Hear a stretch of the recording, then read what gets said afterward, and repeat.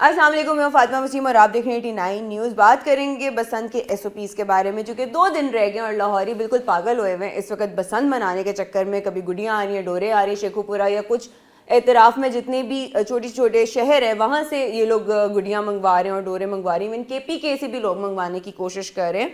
So the thing is کہ کچھ لوگ کہہ رہے ہیں کہ یہاں پہ جو پیپر جس کی گڈی بن رہی ہے وہ پیپر بھی ایسا ہے کہ اگر آپ تھوڑا سا اس کو کہتے ہیں نا پتنگ کو اگر آپ تناؤ میں لائیں گے تو وہ پھٹ جائے گا۔ اور اس کے علاوہ بار کوڈ کو لے کے کیو آر کوڈس کو بھی لے کے سر بہت زیادہ گھپلا چل رہا ہے۔ لیکن اس بارے میں بھی ہم آپ سے بات کریں گے اور اس کے ساتھ ساتھ بات کریں گے ایران اور امریکہ کے جو پیس ڈائلاگز ہیں، مطلب کہ ان کی جو اسٹریٹجیکل جو بھی ان کی آپس میں یہ جو بھی ایگریمنٹ ہونے جا رہا ہے اس کے بارے میں اب ہم بات کریں گے۔ سر عامر کیسے ہیں آپ؟ السلام علیکم۔ جی فاطمہ، آپ کیسی ہیں؟ میں الحمدللہ ٹھیک ٹھاک۔ سر پہلے بسنت پہ بات کر لیتے، 2 دن رہ گئے، کیسی تیاری چل رہی ہے آپ کی بسنت کی؟ دیکھیں لاہور جو ہے نا، اس کو ٹریڈیشنلی کہا جاتا تھا میلوں ٹھیلوں کا شہر، بلکہ ایک شعر تھا بڑا مشہور، مجھے شاعر کا نام تو سلپ ہو گیا ہے، بڑے مشہور شاعر تھے، وہ کہتا تھا کہ دن 7 تے 8 میلے گھر جاواں کیڑے ویلے۔ تو یہ میلوں ٹھیلوں کا شہر تھا، یہاں پہ بہت سے میلے لگتے تھے، بہت سے میلے ایسے ہیں جو میں بچپن میں دیکھتا رہا ہوں لیکن اب کمپیریٹیولی وہ کم ہو گئے ہیں۔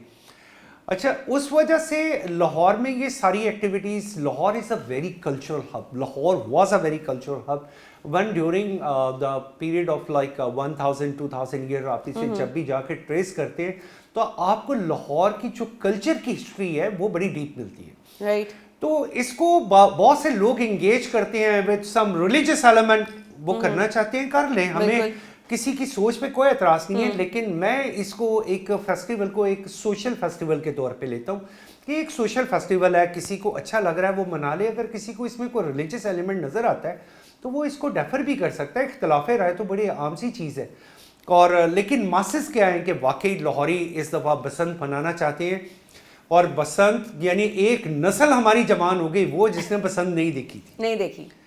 اور ایک انیشیٹو، بریو انیشیٹو، اس پہ میں ہمیشہ پنجاب گورنمنٹ کو کہتا ہوں it is a brave initiative, لیکن پنجاب گورنمنٹ نے اس کے جو ایس او پی سیٹ کیے ہیں، اب بہت سارے لوگ اس پہ اعتراض کر رہے ہیں کہ جی یہ سختی ہے وہ سختی ہے، بھائی سختی بہت ضروری ہے، آپ لوگ ایک دفعہ ڈسپلن ہو کے تو دکھائیں، آپ جب ڈسپلن لائن میں آ جائیں گے تو گورنمنٹ اس پہ سلولی تھوڑا سا ریلیکسیشن بھی دے گی، پھر گورنمنٹ یہ بھی چاہتی ہوگی کہ جی ٹھیک ہے آپ پتنگ بازی کر سکتے ہیں آن سم ڈیز، جو بھی گورنمنٹ کو ڈیسائیڈ کرے، لیکن اس میں ایلیمنٹس کیا ہیں کہ لوگوں کو، پبلک کو، اب ہم نے آج سے 20-25 سال پہلے فاطمہ کیا کیا تھا، ہم نے کیمیکل والی ڈور استعمال کی، ہم نے تندی استعمال کی، ہم نے دھاتی تاریں استعمال کی جس سے بار بار ٹرپ ہوا، پھر ہم نے جو سب سے زیادہ ظلم کیا کہ ہم نے فائرنگ اور بلا اشتعال، یعنی کہ چھتوں پہ کھڑے ہیں اور فائرنگ کر رہے ہیں، مطلب یہ ہم کون سے ڈومینیشن دکھانا چاہ رہے ہیں؟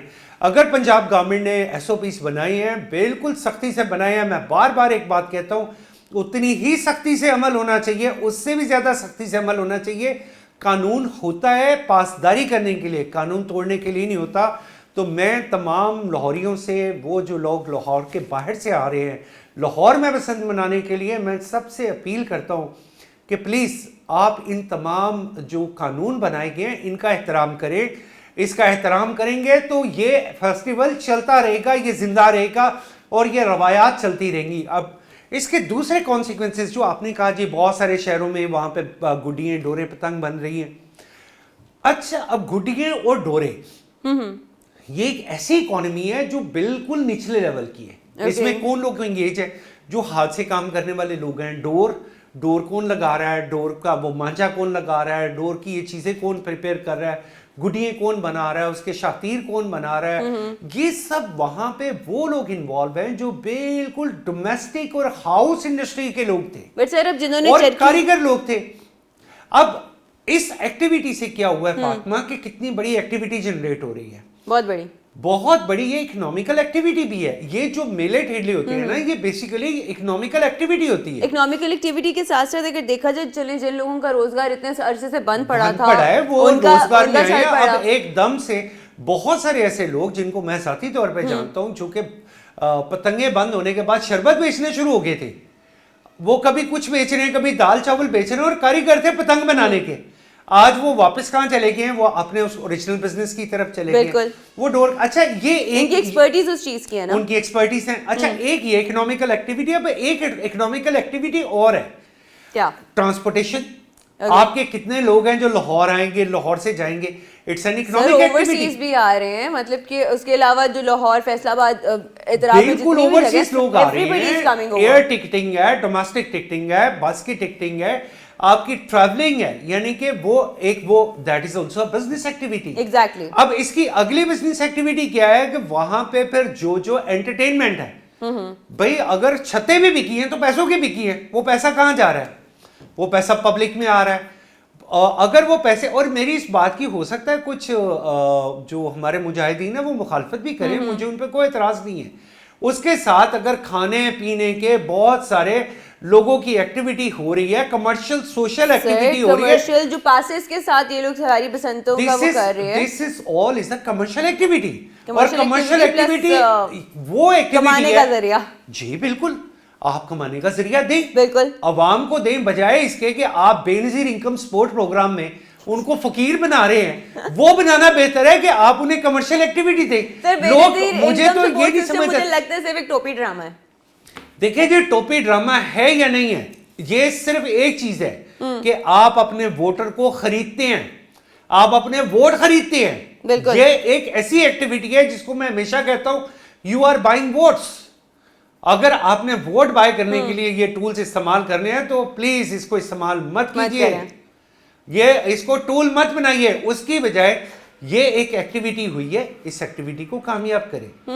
کتنے کروڑوں اربوں اور ہزار روپے کا بزنس ہوگا, اور وہ بزنس کہاں پہ جائے گا, لوور لیول پہ, موسٹ لوور لیول پہ, اور وہ پیسے فائنلی کہاں آئیں گے, مارکیٹ میں. And this is a law of the economy. اگر آپ نے اکانومی کو ڈرائیو کرنا ہے تو اس کے لیے آپ کو کچھ نہ کچھ کرنا پڑتا ہے. تو بائی اینڈ لارج میں اگین اینڈ اگین میں کہتا ہوں کہ ایک بہت بولڈ ڈیسیژن ہے. ہمیشہ میری بات کو یاد رکھیے گا, قانون کی پابندی آپ لوگوں نے کرنی ہے. اگر آپ قانون کی پابندی نہیں کریں گے تو یہ اتنا اچھا انیشیٹو ایک دفعہ پھر ڈیمیج ہو جائے گا. خدا را لوگوں کی جان سے مت کھیلنا, ان تمام چیزوں کو فالو کریں, مت ایسی ڈوروں کو استعمال کریں جو بین کی گئی ہیں, مت وہ سائز کے پتنگ کو استعمال کریں جو بین کیا گیا ہے. اس فیسٹیول کو فیسٹیول بنائیں اور لاہور کو ایک دفعہ پھر سوشلی پوری دنیا میں گلوبلی زندہ کریں. یہ بہت ضروری ہے. اور جتنے بھی ایس او پیز بتائے گئے ہیں, ہماری سی ایم صاحبہ نے بھی ایون آپ کو کیٹیگوریکلی اس چیز پہ بتا دی کہ چرخیاں بھی بین ہیں, اور فالتو کے آپ نے خرچے نہیں کرنے. 15 مقامات ایسے ہیں جو انہوں نے بین کر دیے جہاں پہ بسنت نہیں منائی جائے گی. اس کے علاوہ ہوائی فائرنگ سے بھی آپ لوگ پلیز اپنے آپ کو دور رکھیے گا, جو کہ یہ ایسے ہی بلا وجہ کا جو ہے نا ایک فلاپ چیز ہے, اس کو کوئی بھی نہ فالو کرے. بٹ اس کے علاوہ ہم بات کریں گے ایران امریکہ کے جو پیس ایگریمنٹ ہونے جا رہا ہے, پیس ڈائلاگز جو ہے اس کے بارے میں. دیکھیے ایران پہ ایک تھریٹ تو موجود ہے, ابھی بھی موجود ہے, اور میں اکثر کہتا ہوں کہ اگر یہ چیزیں پرولونگ کی تو وہ ہو سکتا ہے کہ ایک لمیٹڈ سی, اور یہ لمیٹڈ سی مجھے کبھی کبھی ایسے لگتا ہے کہ بوتھ سائڈ کے کنسنٹ کے ساتھ ہوتی ہے کہ جی اچھا جی ہم 5 میزائل آپ کے ایک طرف مار دیتے ہیں, ایک آدھ ڈرون آپ بھی بھیج دینا, ہم بھی کہہ دیں گے جی اچھا جی ڈرون آ گیا تھا. تو یہ ماضی میں ویسے اس کی مثالیں ملی ہیں, یہ بھلے جتنے بھی ایک دوسرے کے دشمن ہوں, ماضی میں اس کی مثالیں ملی ہیں کہ اس لیڈر کو, سلیمان شاید ان کا نام تھا, جب عراق میں شہید کیا گیا تو اس کے بعد ایران کے ڈرونز جو ہے وہ بھی ایک چکر لگا کے واپس آ گئے, تو وہ بتا دیا کہ جی ہم نے بھی ان کی کشتی پہ حملہ کر دیا, لہذا بدلہ ہو گیا. تو یہ چیزیں ماضی میں ہوتی رہی ہیں. لیکن اب یہ جو پیس ڈائلاگز ہو رہے ہیں, یہ پرپوز تھے پہلے ٹرکیا میں, ٹھیک ہے, پھر یہ شفٹ کر دیں گے عمان میں. اوکے, اچھا اب ایران کا کنسرن یہ ہے کہ یہ ایسی جگہ پہ ہونے چاہیے, میوچل ہونے چاہیے, لیکن on the other side Pakistan کو میں یہ کہوں گا کہ it is an edge for Pakistan, کہ اگر امریکہ نے پاکستان کو انگیج کیا اور ایران کا فارن منسٹر پاکستان کے فارن منسٹر سے بات کر رہا ہے, that means we are a regional power and we are a stakeholder. تو اس بات کو آپ معمولی نہ سمجھیں, یہ بڑی اہم بات ہے کہ Pakistan character in a Middle East politics and regional and how to say that strategical politics, तो उसमें पाकिस्तान को भी इसमें अगर शामिल किया गया और पाकिस्तान ने पार्शली एग्री भी किया और पाकिस्तान को एग्री करना भी चाहिए। अब इसमें भी हो सकता है हमारे बहुत सारे मुजाहिदीन ये कहें जी हमने पता नहीं ये क्या कर दिया।